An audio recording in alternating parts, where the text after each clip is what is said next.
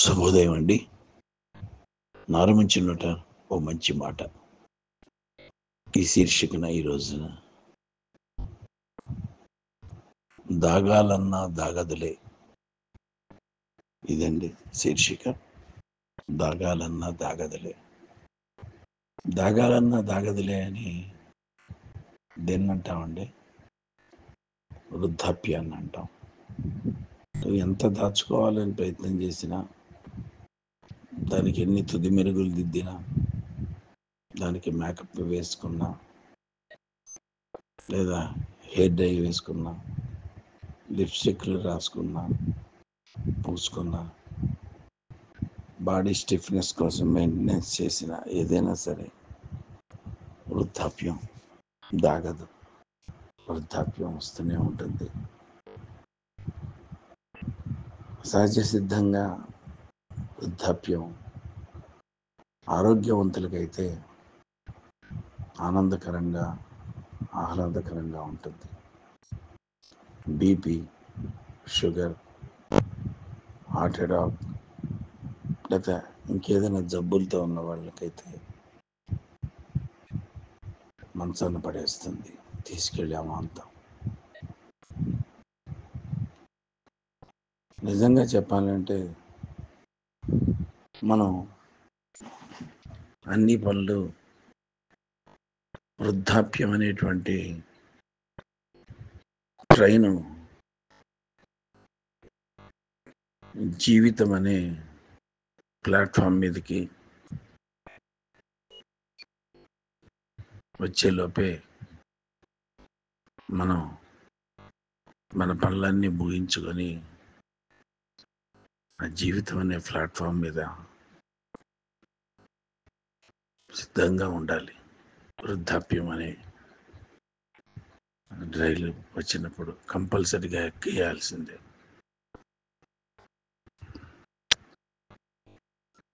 ఎప్పుడైనా సరే మనం జీవితంలో తప్పులు చేస్తాం, పొరపాట్లు చేస్తాం.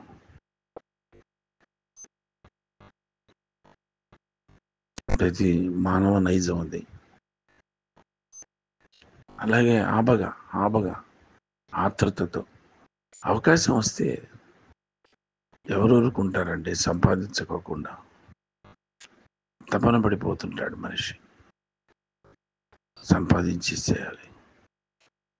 అవకాశాలు దొరికితే చాలు, ఎంత సంపాదిస్తే అంత. దేనికోసం?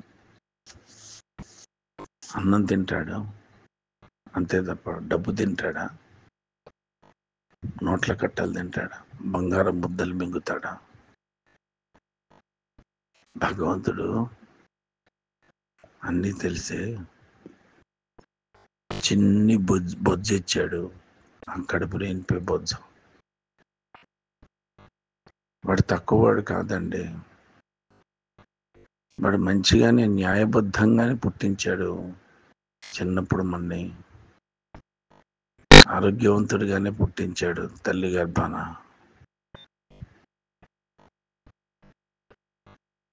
అన్నీ కూడా స్వచ్ఛమైన కడిగిన ముత్యంలాగా, కిడ్నీల దగ్గర నుంచి, లంగ్స్ దగ్గర నుంచి, ఊపిరితిత్తుల దగ్గర నుంచి, ప్రాణవాయువు దగ్గర నుంచి ప్రతి ఒక్కటి కూడా లేలేత మెరుపులతో ఆరోగ్యంగా అమ్మ కడుపులోనే అమ్మ పోషకాహారాలు తిన్నదాన్ని బట్టి మన జననం ఉంటుంది. అంత తప్పించే విధానాన్ని బట్టి ఉంటుంది. ఏ తల్లిదండ్రులైనా సరే తమ బిడ్డలు బాగా పెరగాలి, పౌష్టికరమైన ఆహారం తీసుకోవాలనే ప్రయత్నం చేస్తారు. భగవంతుడు నాడే వాడు లీలా మానుషధారుడు.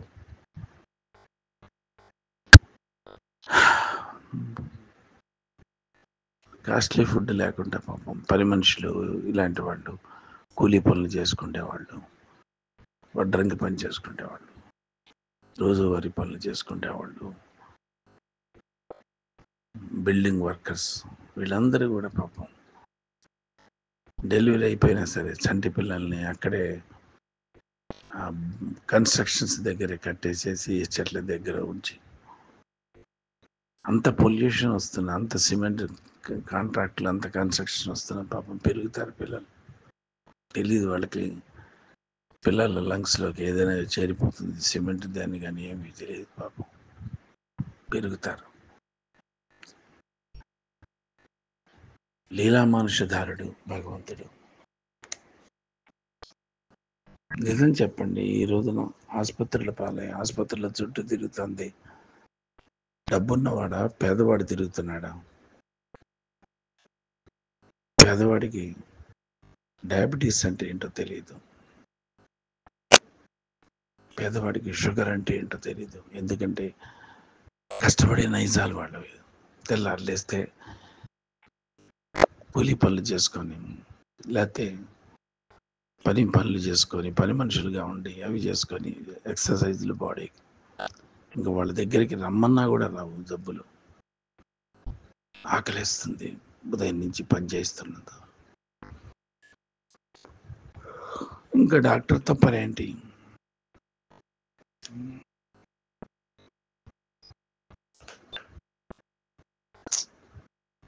వృద్ధాప్యం ఉండి మనం చెప్పుకుంటున్న సబ్జెక్ట్. వృద్ధాప్యానికి పేదరికం లేదు, గొప్పవాడనే తారతమ్యం లేదు. జంతువులకు కూడా వృద్ధాప్యం వస్తుంది, చెట్లకి వృద్ధాప్యం వస్తుంది, అన్నిటికీ వృద్ధాప్యం వస్తుంది. మనం కోరుకుండేది వృద్ధాప్యం ప్రశాంతంగా వెళ్ళిపోవాలి. వృద్ధాప్యం అనగానే మృత్యువు కగిల్లోకి వెళ్ళిపోతున్నట్టే, ఈ భూమిని వదిలేసి వెళ్ళిపోతున్నట్టే, నీ బంధువులంతా వదిలేసి వెళ్ళిపోతున్నట్టే, నీ స్నేహితులందరినీ వదిలేసి వెళ్ళిపోతున్నట్టే. ఘనంగా వెళ్ళిపోవాలి వృద్ధాప్యం. సునాయాసంగా మరణం కావాలని కోరుకోండి దేవుణ్ణి. కష్టాల పాలై, ఆసుపత్రి పాలై, ఇంజక్షన్లు పొడిపించుకుంటూ, ముక్కుల్లో నోట్లో గొట్టాలు పెట్టించుకొని, అన్నాలు గొట్టాల ద్వారా లిక్విడ్ కానీ సాలిడ్ ఫుడ్ కానీ వెళ్ళేటట్టుగా నరకయాతన అనుభవించకూడదండి జీవి.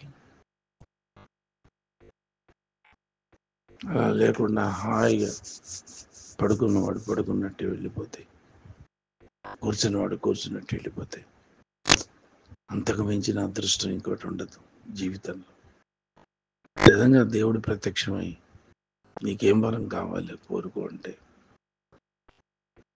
సునాయాస మరణం కావాలి స్వామి, ఎవరి చేత చేయించుకోకూడదు, ఎవరు నన్ను చేదరించుకోకూడదు, ఎవరికి నేను భారం కాకూడదు, ఎవరికి నేను ఖర్చులు కాకూడదు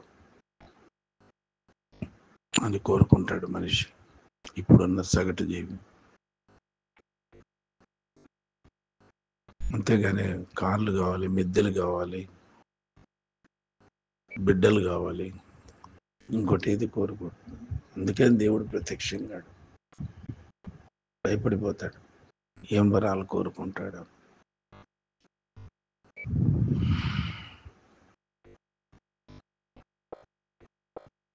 మనం చేసే మంచితనాన్ని బట్టి, మంచితనపు పనులను బట్టి, మంచి సంస్కారాన్ని బట్టి, మంచి సేవా కార్యక్రమాలను బట్టి మనం వృద్ధాప్యం సాఫీగా సాగిపోయేటట్టుగా ప్రయత్నం చేద్దాం.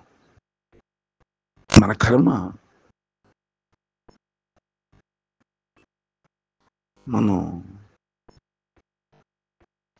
తిన్న తిళ్ళు కానీ, తిరిగిన తిరుగుళ్ళు కానీ, వ్యసనాలు కానీ, లివర్ని చెడగొట్టుకోవటం కానీ, కిడ్నీని చెడగొట్టుకోవటం కానీ, వీటిని బట్టి కొంతమందికి నడి వయసులోనే వృద్ధాప్యం వచ్చేస్తుంది, నడి వయసులోనే మృత్యు కబళింపు చేస్తుంది.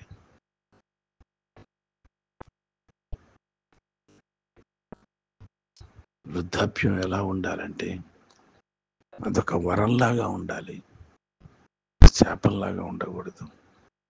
కానీ చాలామంది వరకు 100% మందికి 90% మందికి ఈ రోజున వృద్ధాప్యం ఒక శాపంలాగా మారిపోయింది.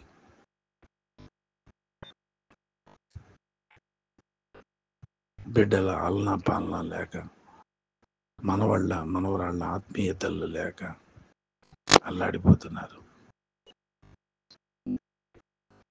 చెప్పుకోలేరు. అభిమానంతో బయటపడలేరు. కోడలు సరిగ్గా అన్నం పెట్టకపోయినా అడ్జస్ట్ అయిపోతారు. కొడుకు మ్యాన్ హ్యాండ్లింగ్ చేసి కొట్టినా కూడా తట్టుకుంటాడు. భార్యని ఏమన్నా తట్టుకుంటాడు. తన్నేమనన్నా తట్టుకుంటాడు. మనవరాళ్ళు పట్టుకోకపోయినా తట్టుకోకుంటాడు. ఎందుకంటే ఆత్మాభిమానం. బయటికి వెళ్ళి తానెక్కడ నోరు జారి పొరపాటున తన కొడుకు తను ఇలా చూశాడని చెప్తే తన కొడుక్కే అవమానం అనుకుంటాడు. ఎన్నో అవమానాలు దిగమింగాను చిన్నప్పటి నుంచి. ఈ ఒక లెక్క అనుకుంటాడు. నిజంగా పౌరుషం ఉన్నవాడైతే భార్యను తీసుకొని బయటికి వెళ్తే ఒక బుచ్చి పట్టుకొని అడుక్కుంటే ఆ వృద్ధాప్యాన్ని చూసి ఏ అయ్యైనా ఏ అమ్మాయినా ముద్దైరా. ఎన్ని వృద్ధాశ్రమాలు ఉన్నాయి, ఎన్ని ఉచిత సేవ అందించే ఉన్నాయి, ఎన్ని దేవాలయాలు ఉన్నాయి. ఏ దేవాలయాల ముందు కూర్చున్నా ప్రసాద రూపేణ కడుపులు నిండిపోతాయి. కానీ ఇంట్లో నుంచి కదలడు. ఫలానా వాళ్ళ నాన్న, ఫలానా వాళ్ళ అత్తగారు, ఫలానా వాళ్ళ మామగారు అన్నవి ఎక్కడ కోడలికి కానీ కొడుకు కానీ మనవడికి మనవరాళ్ళకి అపఖ్యాతి కలుగుతుందో అనే బాధతో ఇంట్లోనే కుమిలిపోతాడు. ఆత్మాభిమానం కానీ తల్లి కానీ తండ్రి కానీ వృద్ధాప్యంలో కాదంటారా? చాలా మంది నలిగిపోతున్నారు. పాపం మంచం కోళ్ళను పట్టుకొని వేలాడుతున్నారు. కుక్కి మంచాల మీదే పడుకొని చుడులు తిరిగే కన్నీళ్లతో దేవుడికి ధ్యానం చేస్తున్నారు. తీసుకెళ్ళిపో. కొంతమంది అయితే దెళ్ల కింద డబ్బులు దాచుకుంటున్నారు. తమ అంతిమ యాత్రలకి, అంతిమ సంస్కారాలకి ఖర్చు పెట్టమని చెప్పి కొడుకులకి ఇచ్చేస్తున్నారు.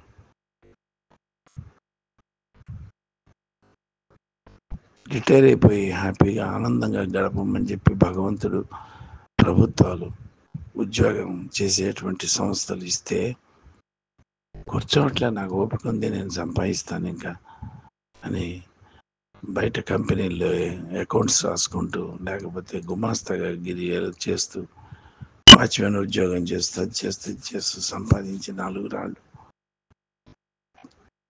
కొడుకు సంపాదనకు చేదోడు వాదోడుగా ఉండే తల్లిదండ్రులు ఎంతో మంది ఉన్నారు.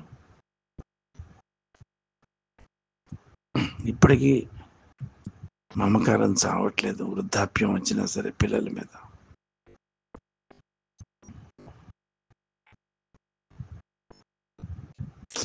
ఏడుపు వస్తుంది, ఒకసారి బాధ కలుగుతుంది. గర్వంగా తలెత్తుకొని గౌరవంగా బతికినటువంటి తల్లిదండ్రులు తాము పస్తులుంటూ తాము తినకుండా తమ బిడ్డల్ని చదివించి ఉన్నత చదువులు చదివించాలనే తపన పడే తల్లిదండ్రులను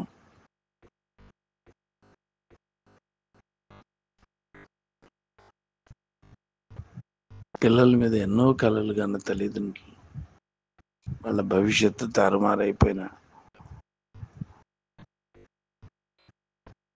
బాధపడట్లా. ప్రతి తల్లికి ప్రతి తండ్రికి అనిపిస్తుంది, ప్రయోజకుడు అవ్వాలి తన బిడ్డ 10 మంది చేత శభాష్ అనిపించుకోవాలి. ఫలానా సుబ్బారావు గారి అబ్బాయి, ఫలానా పద్మావతి గారి అమ్మాయి అని అనిపించుకోవాలి. ఈ తల్లిదండ్రులకు ఉండదండి.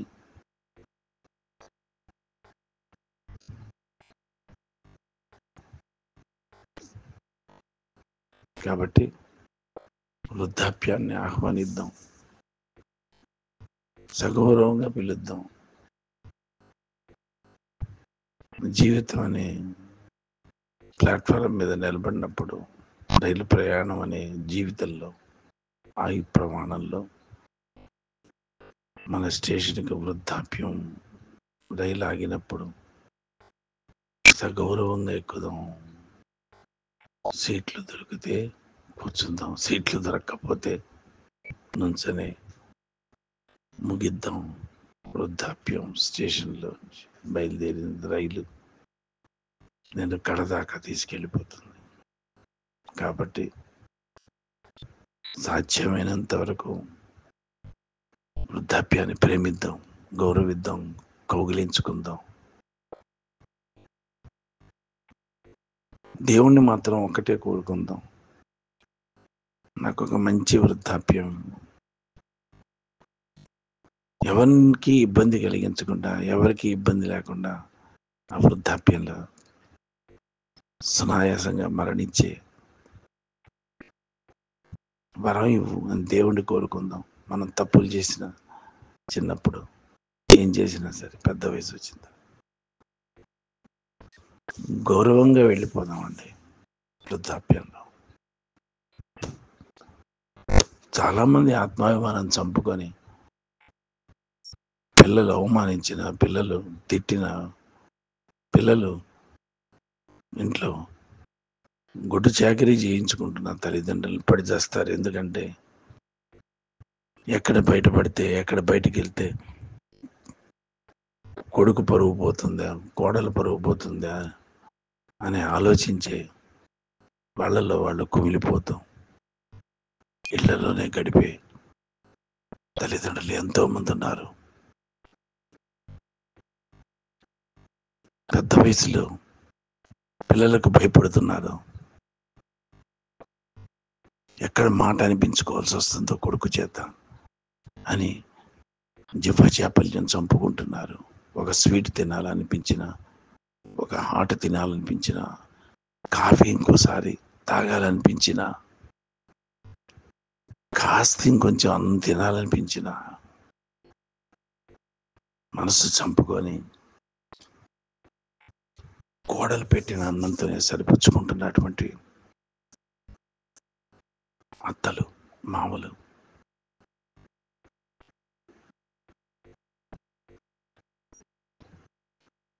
కొడుకిచ్చిన బట్టలతోనే, కొడుకిచ్చిన మందులతోనే సరిపుచ్చుకునే తల్లిదండ్రులు ఒకసారి దగ్గు వచ్చినా, ఒకసారి ఏదైనా తుమ్ములు వచ్చినా, లేకపోతే అనారోగ్యం చేసినా వాళ్ళకి వాళ్ళు బయటపడట్లేదు.